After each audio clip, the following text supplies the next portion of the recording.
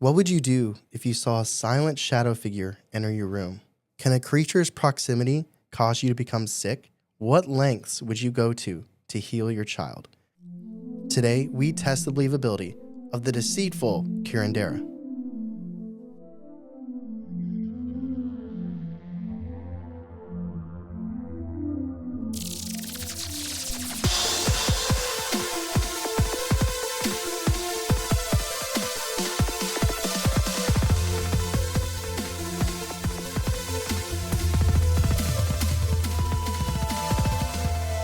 Welcome to Believing the Bizarre, Where we dive into the unknown and the unusual. and tell you whether or not we find it believable. Yes, indeed. What a wonderful episode. What a wonderful episode I planned for you this evening. I have no idea what's going on today, so I'm excited. It's listener submission. Okay, cool. We have 3 submitted stories to us that I'm going to be telling you about today. Beautiful. We got Ashley, we have Will, and we have Hunter. Ashley Will Hunter. Good Will Hunting, if you Good will. Will Hunting, Ashley. Yeah, you know what? I should have found someone that submitted it named Good. Good. I couldn't find it. There's probably, good. watch, there is one. We're like, Probably. damn it. Good Will Hunter is what it would have been. I am excited for this. Hope everyone's having a great week so far. It's only Tuesday, but whenever you're listening, I hope you're having a good time, a good week. We haven't done this in a minute because we've been gone. Yeah. So I do want to shout out new patrons. So this isn't just 1 week. This is like a collection of a couple weeks because we pre-recorded our most recent episode and the one before that as well. Mm-hmm. But I want to shout out Kate, Lewis, Isaac, Susan, and John. Thank you all so much for joining our Patreon. The support means a lot to us. And I hope you enjoy all of the cool bonus content that's waiting for you in Patreon. Yeah, and get these episodes ad-free and a little early. Free. That's right. Even if we do the ad ourselves, you don't hear it. Still no typically. ads there. Not for you. Not for you. Unless you want them, you can ask us. All right, our first story today comes to us from Ashley in Michigan in 2021. Okay, cool. Spooky season, it's October when this occurred. It occurred in October 2021. Okay, so you're on the alert for things that could go spooky. You're mindful. Yeah. So she experienced some things that she cannot explain, and we're going to find out if Charlie can explain it. I probably can't. So to set the stage, Ashley was in her junior year of college, and she was living with 5 other girls. I hope to God there was more than one bathroom. Oh my God. In this house.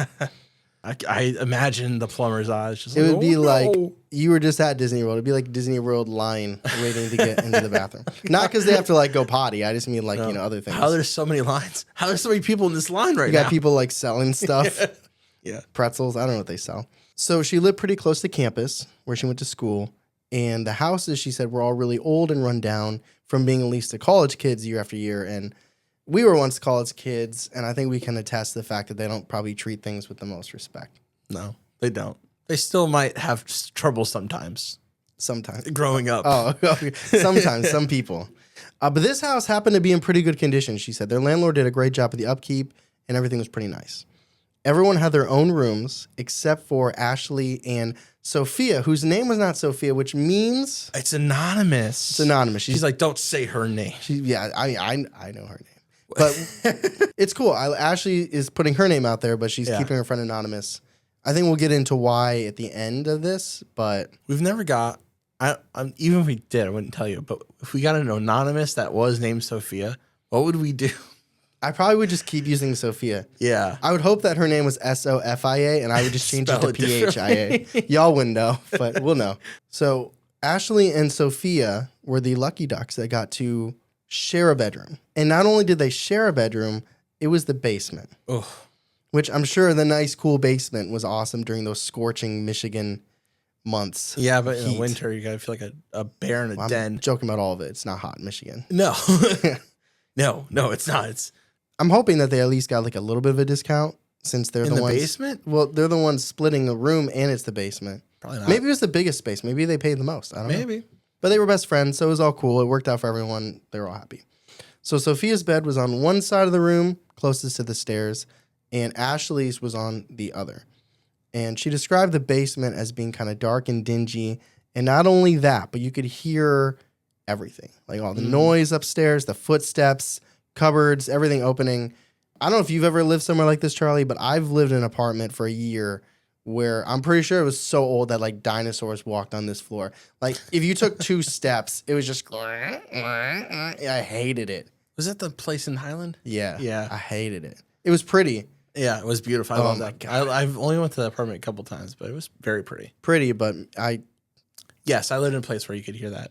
My dad's old house. So on this particular night, Ashley was not feeling the best, and everyone else was throwing a party. So they were having a party, a get together upstairs, and so Ashley decided to go downstairs and try and just sleep off the sickness, which she knew would be difficult because there was music, there were sounds, there were noises. But it's just when you're not feeling well, you just, I don't think she had those. Maybe she did. She didn't say she did, but it was just that feeling of I'm sick, so I'm gonna go downstairs, isolate myself, chill.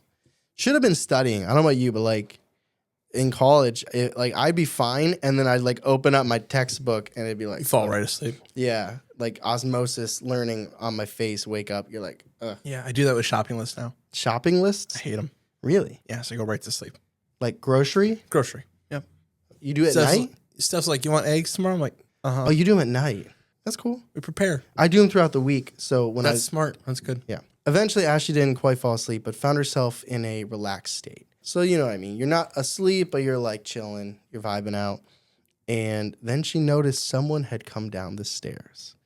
And here is this experience in her own words. Quote, "The person walked down the stairs and took an immediate right, facing the wall. Because the room was dark, I couldn't really see who the person was or why they were facing the wall. At this point, I didn't think much of it. I just assumed it was Sophia coming down the stairs to charge her phone or something like that. But the dark, shadowy figure continued to stand there, just facing the wall, not moving or anything, just kind of lingering there, probably for a minute or two. At this point, I sat up and I called out, 'Sophia?' There's no response. So I tried again. Maybe she didn't hear me. 'Sophia, what are you doing?' After a few tries with no response, I was confused and getting a little bit nervous. And then, without warning, the shadowy figure disappeared into the wall.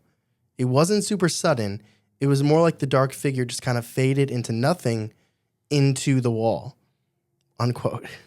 Okay, that's a red flag. So this left Ashley feeling confused, freaked out, wondering what the hell just happened. After taking a few moments to try and grasp onto what she just saw, she got up from her bed and slowly approached the area where the figure had disappeared. Now, obviously, we know Ashley survived. She submitted this story to us. Yeah. But Ashley, this is traditional horror movie stuff. Like, you don't don't go investigate. Yeah, don't go where it went to. Get help, turn a light on. Get out. You survived, so it's okay. We'll let you pass this time, but bad juju. I guess going forward, don't do that. So in her mind, she's trying to jump through these crazy hoops of trying to explain what might have happened. Yeah. Like, what could make this logical? So she assumed that Sophia must have come down to charge her phone, but maybe she saw her come downstairs, and then that relaxed state, she drifted off, and then she woke up and it was gone. And Yeah. she, like, dreamt the whole thing. It's rational. Yeah. But when Ashley investigated the wall, there wasn't an outlet there, there wasn't a phone, there wasn't a charger, there was nothing. And she noted that nothing looked weird or out of place. Not that she was expecting like ectoplasm or anything, but nothing Green seemed slime strange. oozed down the wall. The walls were ooze green slime. Yeah. No, so none of that happened. Despite everything, she was still feeling sick. She was still feeling exhausted. So she just went back to bed. Now my adrenaline, I feel like would have been like I don't know. I get that a little. I understand the. Just, I'm gonna go back. No, I get it because actually I don't get it, but there's something to it because we've received so many submissions where people are like, I saw this thing dancing in my room, or I heard this noise, or I saw this face, or this thing touched my leg, and it's like, yeah, and then I went back to bed. And the next morning, yeah, it's like, okay. I mean, like, but then I wouldn't wake up the next morning. Yeah, no. So the next morning, Ashley asked Sophia if she'd come downstairs during that time of the night, and Sophia said no. Of course. Because she didn't want to disturb Ashley. She knew she was sick and trying to rest, so she wasn't going to go down there. So Ashley ended up talking to all of her other roommates about what she witnessed that night, and they were convinced that she saw a ghost. I mean, yeah, that's what I would say too, yeah. Here's a final quote from Ashley. "To this day, I don't know if it was just my eyes playing tricks on me in the dark or what the hell I saw. I do know one thing, though. Whatever it was that came down the stairs and faced the wall was so clearly an outline of a person, I was absolutely certain in that moment that it was my roommate. It didn't have any defining features. It was just a dark black solid outline of a person, which I like that means it was her roommate. Like, that's how my roommate looks. It didn't make any noises or leave anything behind. I've considered that it could be a shadow man, but it wasn't wearing a hat. Either way, I don't know what it was, and I never saw it again. Side note, I am unfortunately no longer friends with the girls that I lived in the house with. We ended on a really bad note, so I can't even ask them if they ever experienced anything weird in the house. Off the top of my head, though, I do remember a time where a heavy piece of artwork we had hanging on the wall came crashing down in the middle of the night. The frame falling caused such a loud crash that I woke up everyone in the house. We thought that someone smashed a window trying to break in. The frame had been hanging for months on the wall with no issues until that random night. Looking back, I wonder if it was something, that maybe knocked it off the wall. And if you really want to dive further into this rabbit hole, is it possible that the house had such bad energy that it ruined our friendships? I doubt that's the case, but it's still an interesting thought. Unquote. So just for privacy's sake, she didn't say to be private, and I will mention some locations later. But she told me the city that this took place in. Yeah. And when you're talking about Michigan and friendships and lives deteriorating, is there a particular episode you think of? Sault Ste. Marie. Exactly. I was wondering if it was like close. Not that proximity really doesn't matter. It doesn't. But I wanted to see it's 4 hours away. So it's not close. It's not Okay. neighbors. But whenever I think about an episode where there's a haunting in a house with college kids. Especially Michigan. Things go down. Yeah, it makes me think of the Sault Ste. Marie episode. So that's a plug for us. If you want to listen, if you like that story and you want to hear more about Michigan. We really like that episode. Michigan college kids going through it. Go check out the Sault Ste. Marie episode. Which Sue is not the way you'd expect it to be spelled either, by the way. He turned his life around. He had a whole thing. He messaged us. There's a whole great... That ended well for him. This, if she hadn't had written it, I would have said, I wonder if the energy was off enough to cause that rift in the relationship. I don't know. I feel like for her to even think about it, for her to even make that last point, that maybe that energy did do something to their friendship. Yeah. There had to be something there. But, I mean, that we would just need more information for that. Otherwise, it's just kind of... I know, like other perspectives or even like more, what happened. Yeah. Like, was it just that they all started getting mean to each other? Or was there like someone cheat on someone's boyfriend? Yeah. Or, Oh, God, it reminds me of that podcast that we're not supposed to sit in. Oh, yeah. The Kent one. Yes, the one, yeah. No, that was intense. All right, our second story comes to us from Will in Georgia. And this takes place from 2014 to 2016. All right, so Will and his family often visited Helen, Georgia. Cool. I don't know what that is. And it's in Georgia. Yep. And in that city, they would rent cabins. So it was like a yearly, maybe not every year, but, a trip that they often took to the same area and rented these cabins. Like when we went to West Virginia. I don't think it was like that cabin, but... they said it was nice, though. It was a nice community. Had pools, restaurants, things like that. I imagine a little bit more cabin. But it still sounds dope. I like the cabin life. I enjoyed it. Now, this has nothing to do with what we're about to talk about. But he said that Helen's known for Bigfoot encounters. Okay. And that there's a famous Native American burial ground nearby. I looked up, I think it's the Nakachi Indian Mound, and I might be saying that wrong. I apologize. It's not the focus of the episode, people. Also, I want to say something. Now, there is respect in learning how to say something. Yeah. I understand there is respect in learning how to say something. But when someone says, there's like the not caring say something, it's like when, if an ex-girlfriend's dad called me Taylor instead of Tyler, there's probably a reason. It wasn't just like, but if you phonetically are saying it the best you can and it's just wrong, that just means you learned it from reading. Do you know there's a time like 30 years ago where you couldn't YouTube something? That's where you true. just never allowed to say the name of that place or the name of that anything until you went there physically and asked a local? I think there should be less of a stigma. Now, maybe there should be because we have the ability to look up YouTube videos and things like that. But if someone mispronounces something, it just shows you they learned it by reading it, not instead of hearing it. Yeah. A little baby rant. No, I get that though. Like, cause there's a lot of words like that just in the English language. Yeah. Now, I totally understand this perspective. You guys are putting out content. Take the 2 minutes to watch. Now, some are hard to Some are hard. Yeah. dude. It's like you watch a travel video and it's like 3 minutes of just music and like shots of like rivers, and you're like, say the fucking name. Or some guys like, please like and subscribe. Subscribe and like. Follow me. And then it's like, Helen, Georgia, not Helen. We know local. We know. Anyways, that's I'm soapbox. I don't know. Daddy County is still my favorite. So on the encounters, Will's first encounter took place when he was around 12 years old. And to Will, the cabins were always a little eerie to him. Okay. A little strange, little weird feelings, like nothing intensely, but just wasn't a huge fan of these cabins and the way it felt. But at 12 years old, he couldn't really pinpoint it, and it was just like, in his mind, like, I'm just a kid, I'm paranoid, I'm a kid. It's just kid stuff. So one night, Will and his step-siblings decided to play hide and seek in the dark. Smart thinking, Will. It's like the cabin gives you eerie feelings. Go play in the dark outside.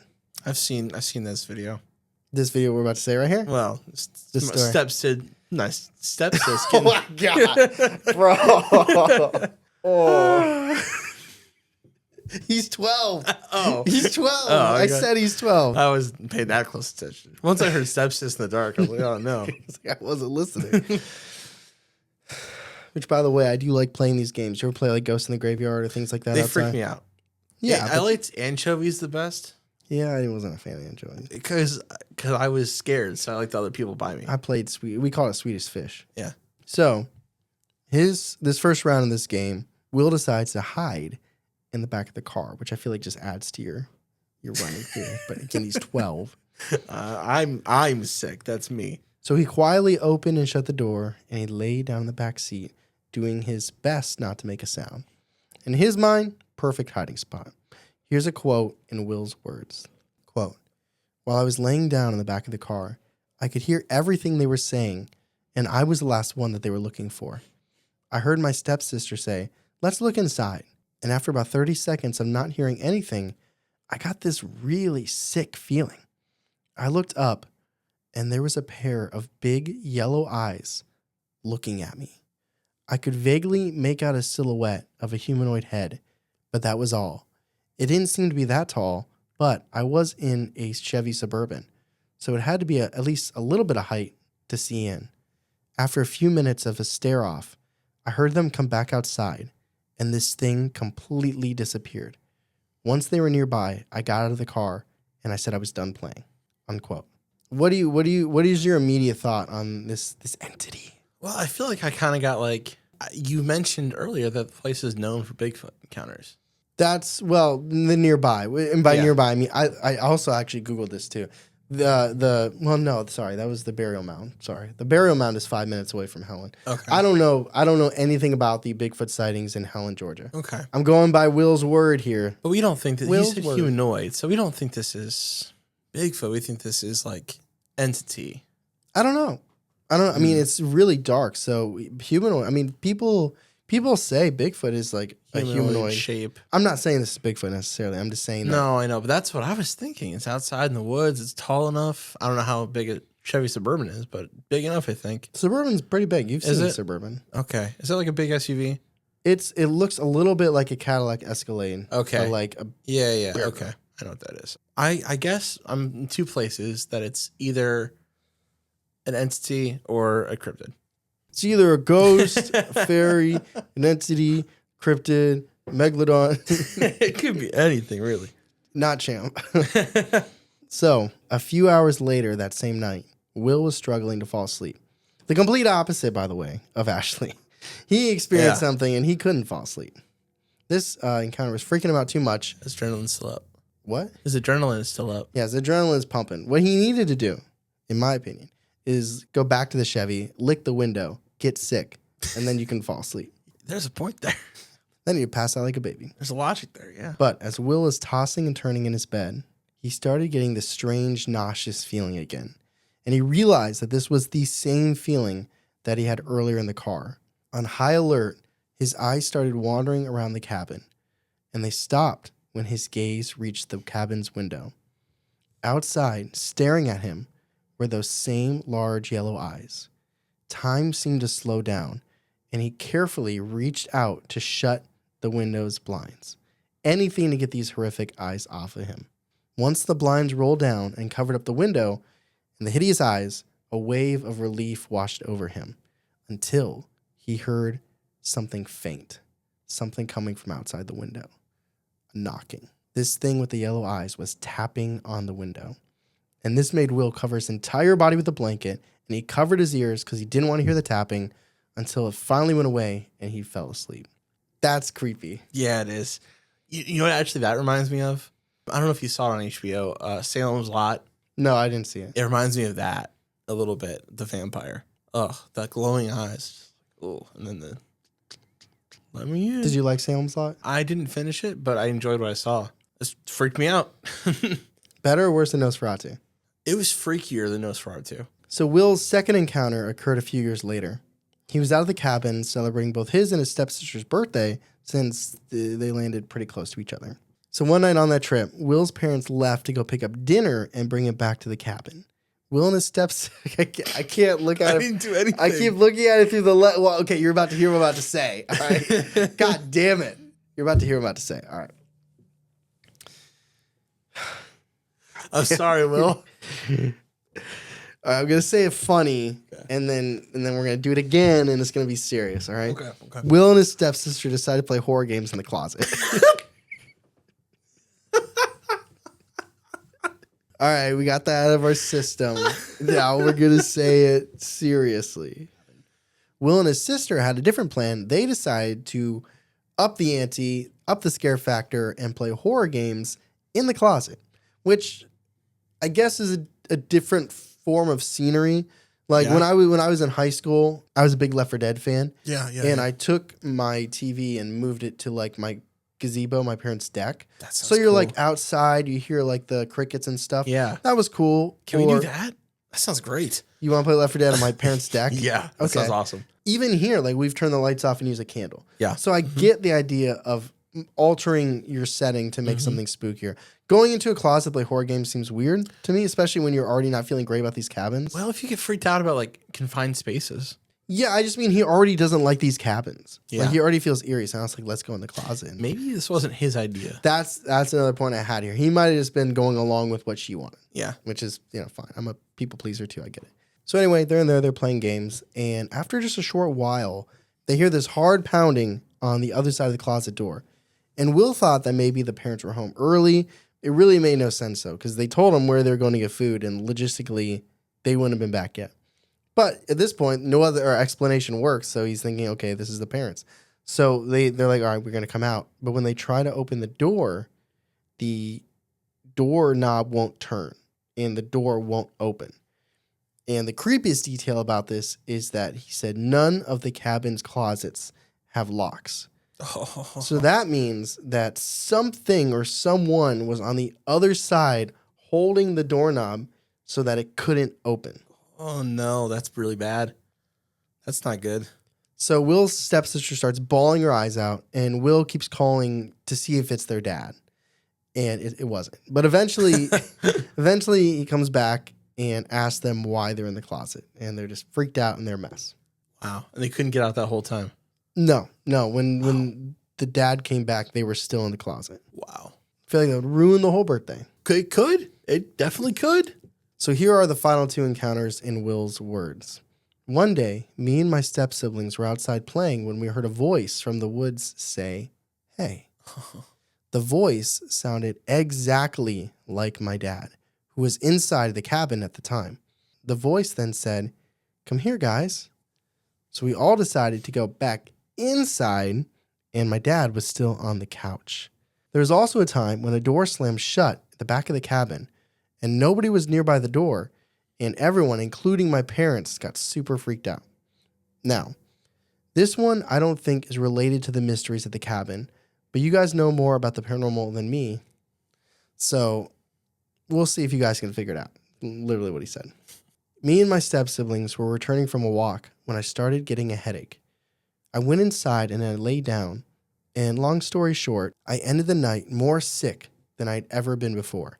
A few days later of being sick and getting worse, we found out that my appendix had burst. A few weeks after having my appendix removed, the site became infected, and I ended up with a tube in my stomach for 3 weeks. I'm not sure how all this would be related to the other encounters at the cabin, but every time we visited the community after that, I felt completely sick for the entire stay. We haven't stayed in a few years, but I still remember and we still talk about the shared experiences to this day." Unquote. I don't know if that last one is paranormal, maybe just psychosomatic. Yeah, I agree. I think the last one is just him amped up. He's already had multiple paranormal experiences. Yeah. And then probably coincidental with the appendix bursting, which is you terrible. still can't eat mac and cheese, right? What? Right? Oh, no, I can eat mac and cheese now. But there was a long time where I got sick eating mac and cheese and plastic whiskey. Oh, well, that's just fun. That was just, dude. I got food poisoning from I had a chicken parmesan sandwich in 2010 at our college. Yeah. And I had food poisoning. Probably wasn't even from that. I probably attributed it to that sandwich. Yeah. And it was probably something I had like 2 days prior. Mm-hmm. But after that, I couldn't do any like chicken parmesan or anything for like 2 years. Chicken parmesan tastes so good. There's a couple, obviously there's a couple stories in there, but the one that really gets me the most is the closet. The eyes, I like creature stuff the most. So the eyes really get to me, and the tapping. Yeah. That makes me think, I'm not saying it's a skinwalker. I don't really necessarily think that's the case. Mimicry, though. Oh, you mean the one with a voice? Because I consider I meant with the first one mixed with the mimicry. The whole thing? Yeah. Okay. No, I'm just thinking about like the skinwalker stories you've told where it's like they're driving, and then on the back of like the truck bed, you hear the knocking. It's just like, those are... But in this part of the country, I don't know how close it is to the Appalachian Mountains, but Georgia? Yeah. It's like if it would be the bottom of them, but like that goes to like North Carolina. So I don't know how close like North Carolina is to like Georgia. No. they're vicinity wise. It's right under a national forest. Okay. I don't know. I don't know. What do you think is haunting the cabin? Well, we'll talk about that in the discussion. Okay. We have our third and final story for this lovely episode for you this evening, or morning, or day. Whatever you're listening to it, because it's a podcast. It's evening for us, and I'm living vicariously through that. That actually makes no sense. I am present in the evening. It's nice that it's past 6 and the sun's not down yet. It is very nice. So this story comes to us from Hunter in San Antonio, Texas, and takes place from 1988 to 2006. Whoa. Okay. All right. Now, normally, I describe background info and I set the stage and the scene, and then I use quotes from the submission for the more pivotal, intensive moments. Yeah. This one, I feel like the background information has to come from the writer, Hunter. So I'm going to give the background. I'm starting with a quote. I'm going to give you the background in Hunter's words, okay? All right, sure. Quote, "My family have always been magnets for the paranormal. Oh, boy. Whether it be my abuelo seeing a floating sphere of fire in a ranch he was working on, my oldest brother encountering La Lechuza, my abuela being able to predict deaths and contact spirits, or my great uncle Jose encountering a giant demon dog after reading a book my great-great-grandpa had said that you couldn't read after midnight and could allow you to talk directly to the devil. My family has seen it all. This experience did not personally happen to me, but to my father, Frank, and affected him from when he was 17 years old up until I was 2 years old. For background, my dad had a very hard life growing up. He started doing drugs and drinking when he was 11, joined a gang at 13, dabbled in the occult, ran away all the time, was in jail a lot, and fist fought my formerly abusive abuelo, his father at the time. My abuela, Beatrice, was desperate to help my dad and was willing to try anything. And if you're wondering where my abuela was at all this, he was in Louisiana gambling instead of being with his family. My abuela, in desperation, called her bruja sister, Pauline, and asked if she knew anything that could help my dad. Now, Pauline hated my abuela because my great-grandpa loved my abuela more than her because Pauline was the result of an affair their mother had when my great-grandpa was visiting his family in the Philippines. God damn, laying out all the drama. Unquote. Yeah, so all I couldn't. How was I supposed to do that? You know what I mean? Like, it'd be like he said, she said. It's like, no. Yeah, no, it's... There You go. That's a good setup. I couldn't set it better than that. All the family tea. I love it. I mean, I don't love it, but like Jesus. You know, that's why we say give us all the details. Like, yeah, we want to know you. Like, when we say all details, we don't mean your blueprint. We mean this. I want to know who had an affair with who. Yes. I want to know why your I want to know why your grandma's sister hates her because of what her great grandma did. Yeah, this is like another paper they're holding up for the class. Like, look at this. This is correct. I like that a lot. So, this encounter is about Hunter's father, Frank, who is his abuela's son. That's where this is about his stuff. So, Hunter's abuela. I'll probably say grandmother because that's my culture. Yeah. So Hunter's grandmother is concerned about her son, which is Hunter's dad, Frank, and he's not doing well. He's bad things are happening, and this leads her out of desperation to reach out to Pauline, her sister, who hates her. Seems like maybe don't do that. Well, yeah, but she did. So the grandmother reaches out to her bruja sister, Pauline, doesn't like Hunter's grandmother, but says that she knows a healer or a curandera who can help. Okay. And the whole conversation gave his grandmother just the heebie-jeebies, a very uneasy feeling, but she's willing to do anything to help her son. Yeah, because Pauline's smiling like the fucking Grinch the whole time. I think it was over the phone, but she felt it. She felt it. Yeah. A week later, Hunter's grandmother was cooking, and she heard the dogs outside going crazy. So someone was there. And she hears 6 loud pounds on the door. And before Hunter's grandmother can open the door, she has this dreadful feeling and swears that she hears a voice in her head. Her own, but it's saying, don't do it, don't do it, don't open the door. But again, the desperation to help her son is so massive, so strong, that she ignores it and she opens the door anyway. Standing on the other side of the door was a very old woman with white hair, long, sharp fingernails, and deep, dark, soulless eyes. And she had a very unnerving grin on her face. Before Hunter's grandmother could even speak, this woman walked in and asked her to bring Frank down.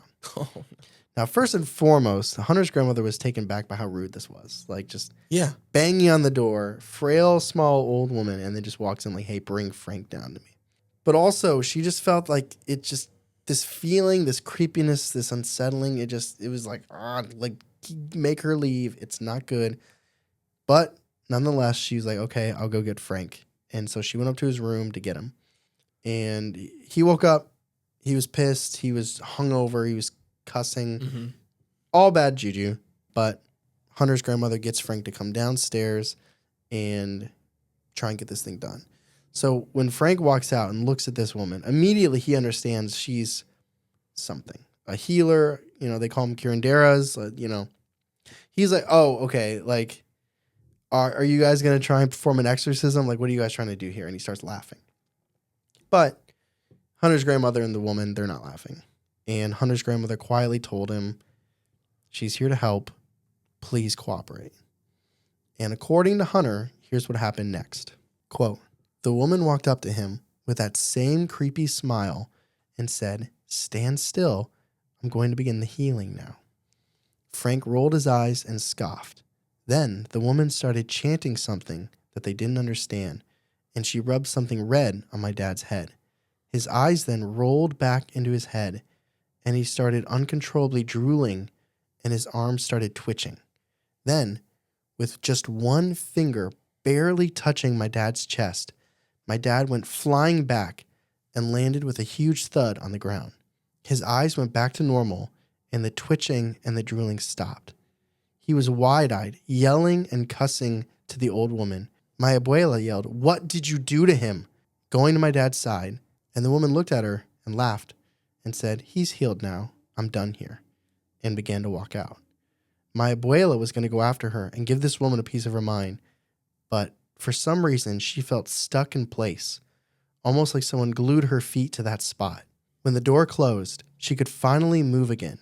So she ran to the door to find this curandera, but when she opened the door, the woman was nowhere to be found.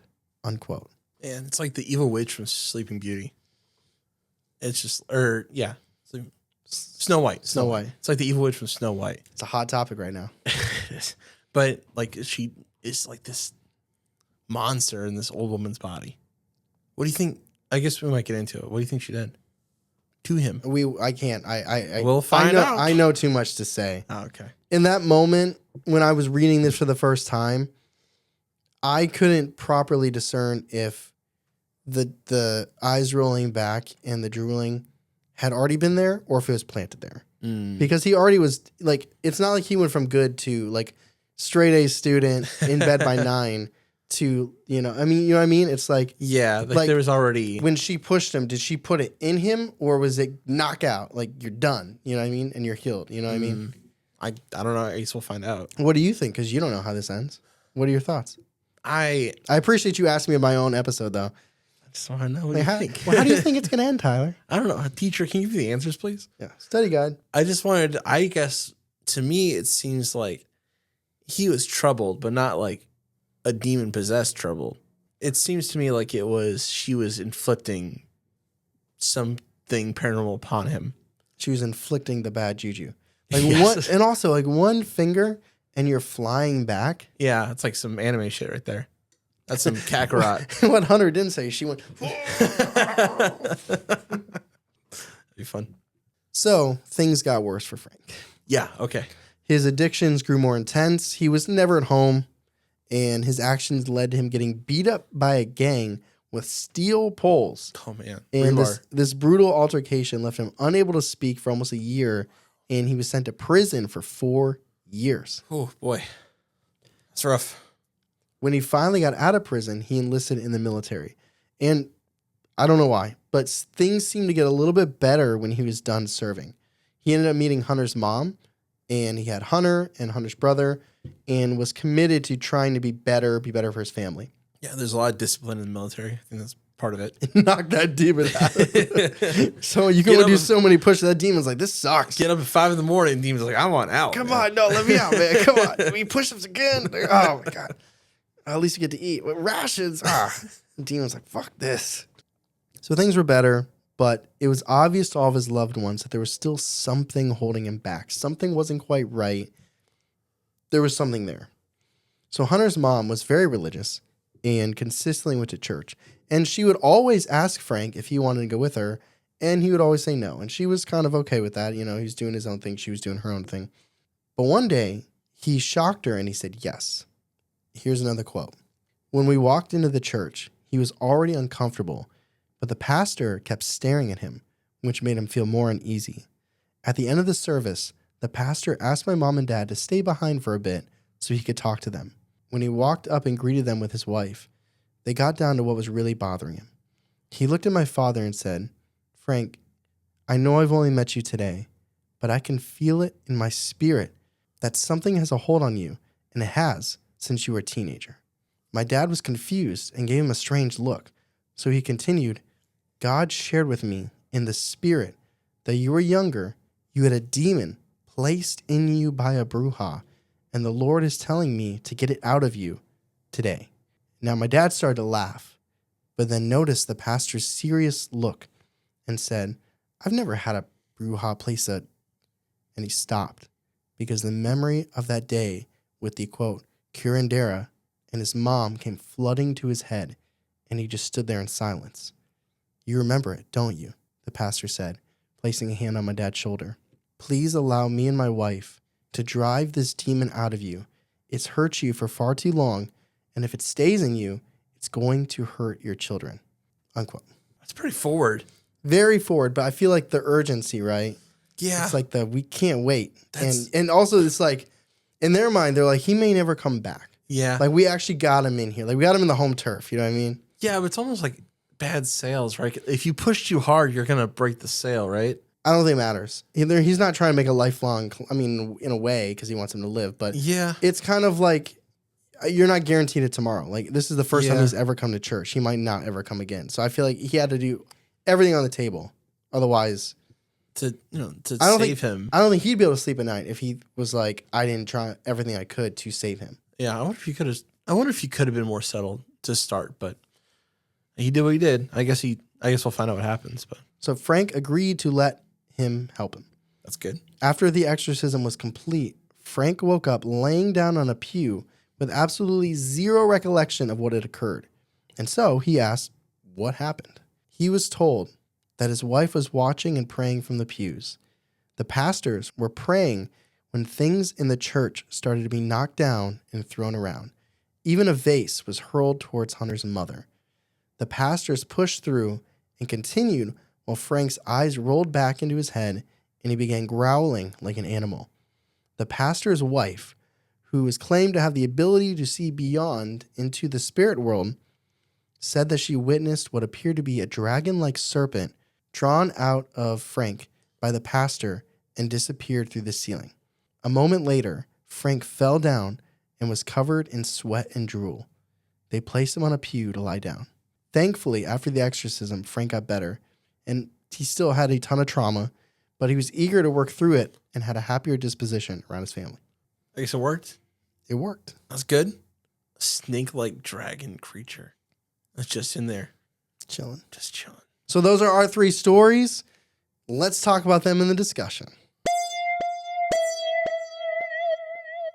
All right, Charlie. We have the first story, which is Ashley and the shadow figure in the basement. Yeah. We have the second story with Will in the cabins and the yellow-eyed creature in the closet door. Many things there. And then we have the third story with Hunter's father, Frank, being possessed by a demon. By a demon. This is that's why I like, there's a nice collection. There's an array here. Haunting, creature, and haunting, and then just straight demon. Yeah. So you want to go in order? Let's go in order. So let's start with Ashley and the shadow figure in the basement in Michigan. I hate to say this. I question this one the most. In the way that she was not feeling well, and when you don't feel well, your senses aren't always where they would be normally. So I wonder if there's any kind of hallucination, especially if she's on any kind of like medications or anything, or even like too much NyQuil, which happens, especially in college. She, I feel like, would have said that. I think, based on the fact she's even considering that this thing might have ruined friendships, I don't think she would have left a detail behind that Fair. she took like medication that would affect her from seeing certain things. It also seemed like a scene out of like, you never saw it, but like So Weird. It was like a Disney show, but like it sounds like I could see it like Disney like perfectly. And then after the thing goes to the wall, the ears pop up on the side. Oh my God. And the kids are jumping in the corner. Yeah. It makes me feel like with the spirit, and it's just like the way that the house used to be laid out. Like it went through a wall, but and who knows what it was watching, you know what I mean? Like whatever, like it probably might not have been a wall back in the day. Like it might have been something else. It was a TV. He was watching the fourth quarter, just standing there. I was like, what's going on? Speaking of, that's what I would do. I would have hired 2 beds in the basement. I'd have put David Montgomery on one bed and Jameer Gibbs on the other. We're keeping them safe. You said it was a party, right? They were having a get together. Yeah. I wonder if all that energy, like there's a lot of energy upstairs. I wonder if that's a factor into this as well. Because, you know, the idea is that spirits consume energy to manifest. Yeah. If there's a lot of energy being put out, a lot of good spirits, I wonder if they almost feed off it like a dementor. There's spirits upstairs and there's spirits downstairs. Yeah. You know what I mean? You know what I'm saying? And I do think that there's potential here that if there's a haunted house, this is a haunted house. I wish there were more stories to back it up, But she explained why she can't, because she's not friends with these people I meant anymore. from her. Like more her experiences. I feel like this is more realistic horror though, where it's like, is. you know, you don't live in, I mean, some of these houses that we talk about obviously are incredibly active, but I think it's not crazy for someone to have like, you live in a house for a year and you have maybe 1 or 2 things. Like, I just feel like wonder that's realistic. if it's enough to put out the bad vibes to split up a whole household. I don't know. I feel like there's personal stuff that she didn't want to get into, which is totally fine, obviously. I go believable on this one. I believe in shadow figures. Nothing screams outrageous encounter from the story. I go viable. I do, because there's a little bit of skepticism that I wonder. Due to the sickness. Yeah. Now, if someone said they did come down and she just missed them going back up, that'd be one thing. Yeah. But I just got over being sick. It's still my voice a little bit. I think you can hear it. But I remember the other day, I was like, I don't know. I told Steph I was driving home from work because I felt bad. I was like, I felt like soup today. I was soup. I was like focused on people's cases, soup. And I couldn't pick it out. And like I wonder if that's how she felt, like soup. like seafood chowder. Yep, something thick. Second story is Will and the cabins in Georgia. So we got the yellow eyes. We have the closet where they can't open the door. Yeah. They have the voices outside. And then neither one of... we don't really even have to reiterate it. But his like appendix thing. I think that's just coincidental. And naturally, if you experience these things here, you're going to not feel good there. Yeah. Like I think I mean, honestly, it could be a physical response to trauma. Yes. You know what I mean? Yeah. And the first couple things are pretty traumatic. I don't think that's what caused the appendix. I think that was coincidental. Yeah. But the feeling sick every time you spend time here, I don't think that's the external on I think you. that comes from From the fear. It's the evil within. I don't think we really touched on it, but hearing the voice from the outside, I hate that. I don't like it. Every time we've mentioned something like something in the woods, calling people's names that sound like people they know, I hate that. That was episode 6, William's story. The Great Dismal Swamp Mystery. That shit was going on there too. I think it happened in a couple forests as well. Utah. Yeah, Utah. The creature feature. Yes. I'm a hypocrite because I hate it, but I love it. I know what you mean. Yeah. I hate that it happens to people. I wouldn't want it to happen to me, but when I get a story and that's in it, I'm like, let's go. It's like putting on a bib. Yeah. Very scary though. Fine dining. Now are you like, hey, that could be connected to the yellow-eyed thing? I do think so.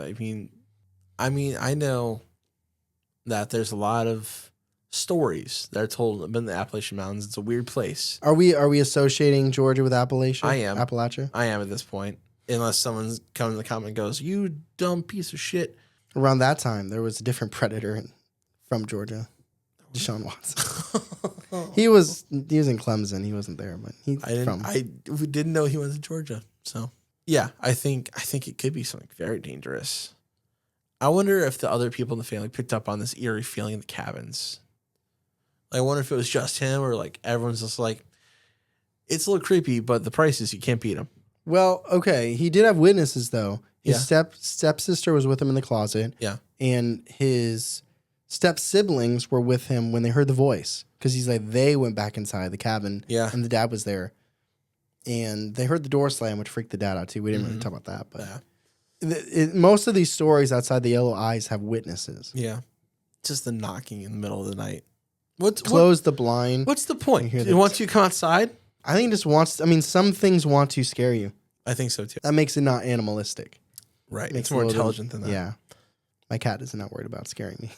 It just happens. I go believable in this. Yeah, I think there's witnesses. There's so many stories. Let us know. If you're from Georgia or you're from this area of Georgia, do you consider any aspect of this Appalachia? It feels a little Maybe I'm stretching. southwest. Now, it's not southwest in terms of like the greater, like in like New Mexico is southwest. But I mean, if you look at the Appalachian Mountains, I feel like Georgia is southwest of that. But then again, like I zoomed in on it and you could see like Asheville, North Carolina. So maybe, I wonder maybe if it is. catching like the foothills of it. I don't know. Whenever the creatures feel like taking a little bit of a vacation from the Appalachian Mountains, I think we're they saying go down to right Georgia. again. They're like, you've been to Hot Atlanta? Really need to go to Buckhead. Much nicer. All right, and then our third and final story is Hunter's father, Frank, and his abuela, Beatrice, and the fake curandera, bruja woman that put something in him that was champ-like. Okay, but for real though, like the demon in this case is not what you would think when you think Catholic demon. That is not. It's not the same. You mean thing. the serpent aspect of it? Yeah, like you think of a demon. You don't. Also, if he is possessed, this possession does not take on the characteristics of what you think a typical possession would be. Honestly, it feels like a more grounded possession. It like does. instead of spitting up And that's what I'm nails saying. and frogs and whatever the hell else, God, or you know what I mean, or like crawling on the ceiling, levitating. Like it's like we're just gonna make you feed into your vices, right? Yeah, we're gonna feed in the vices, make you a negative individual. Mm-hmm. Like it's just that. It's just like minimal torment for a long period of time, which to me is more grounded. And I'm not saying I don't believe the other stuff. No, right. I'm just saying like this It's more realistic. Yeah, it's if you believe in like the laws of nature and like gravity and like you can't make something randomly come out of your mouth. You know what I mean? Like, or it really wants to damn you to hell, which in a possession would wants to like, do. I'm staying with you until the end. It wants you to get into those vices, and maybe it's egging on beatings with rebar to end you earlier. And, joining the military, that's his course correcting the most he can do in that time. And also, this ended when like Hunter was like 2. Yeah. So who knows what this thing would have done to his family? Yeah, that's even scarier. I wonder if one day he would just end up like a I don't want to even put it out there, like a family annihilator. Now, there's not really many witnesses. No. It's like the family and then the pastors. Yeah, a little biased. This is all secondhand information. Yeah. Like there's quotes that are coming from Hunter, who was 2 at the time. Even the exorcism is like third hand. That's what I mean. It's like, Yeah. we literally got quotes on what the pastor said. Yeah. When Hunter was like 2 years old. Mm-hmm. Which, that doesn't mean that his mom couldn't remember it word for word because it was so traumatic and then tell Hunter. I'm like, please, Hunter, if you're watching or listening, I'm not saying you made this up. I'm just saying there's elements that we have to be a little skeptical of. I'm going to go viable on this. It's a very grounded possession. I'm going to remember this story like a year from now. Like, it's going to live outside beyond just this episode for me. I love that it's such a grounded possession. Until I can see like an old woman zap a person in person, I'm not going to go full believable. I'm definitely going to go viable. So that is our episode, The Deceitful Curandera, which is really a bruja, but I can't give it away. It's a good, because she's not really a curandera. She's a deceitful bruja. I don't know why. My last like 7 episodes have all been 24 pages. I couldn't believe it today. I'm like, this is the one where it's not going to be the case. And I counted them, and I'm looking at it now. Now, it's not 24 full pages, but it's like... I know you like the number 23, right? 28. 28. It's very close. I was going to say LeBron James. But thank you guys so much for listening. We appreciate you. Thank you for submitting your stories. Thank you, Ashley, Will, and Hunter. We appreciate you. If you have a story, a personal paranormal encounter that you want potentially told on the podcast, I mean potentially on your part. Like if you submit it to us, we'll do it. Yeah. Unless it's just like absolute garbage. But I mean potentially on your end. Like if you're on the fence. But if you decide you want to submit it, go to believingthebizarre.com. Go to submit your experience and give us the tea. Yeah. All the tea. Tea bags. Family drama. Hot. Love it. Hot. Shout out Good Earth. My favorite tea. Sweet and spicy. Good Earth. You don't need anything. People like put a little milk, It's a strange sugar. plug. No.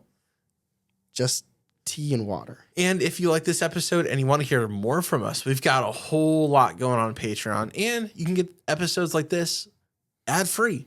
Absolutely. And if you want to let us know what you're thinking about the episode or the podcast on Apple, you can leave a 5-star review and any thoughts you want to encapsulate your entire thoughts on the podcast. Or if you're listening on Spotify, you can comment on every single episode. I have a handful.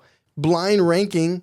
James said, my 10-year-old self capturing ore was probably just dust. Him saying that, not me. I'm not being a jerk here. On my tour at the Whaley House, would have ranked it way higher. I don't remember. I think I put like middling. I think, yeah, we were like middle to end. We need to do that episode. Champ, this was probably, I got Z Duck, but this might have been a Typo? autocorrect. Autocorrect. Said, as a Quebecer, I think I need a good job for getting through the pronunciations at the beginning. Good job. But you did misspell pronunciations. So. Oh boy. And Jonathan said Loch Ness Temu version. It's just so funny. I like that. That's good. So thank you guys so much for listening and or watching. We appreciate you. We hope to see you next week. Please come back. We'll be here. As always, I'm Tyler. And I'm Charlie. And catch us next week on Believing the Bizarre. A podcast as bizarre as you are.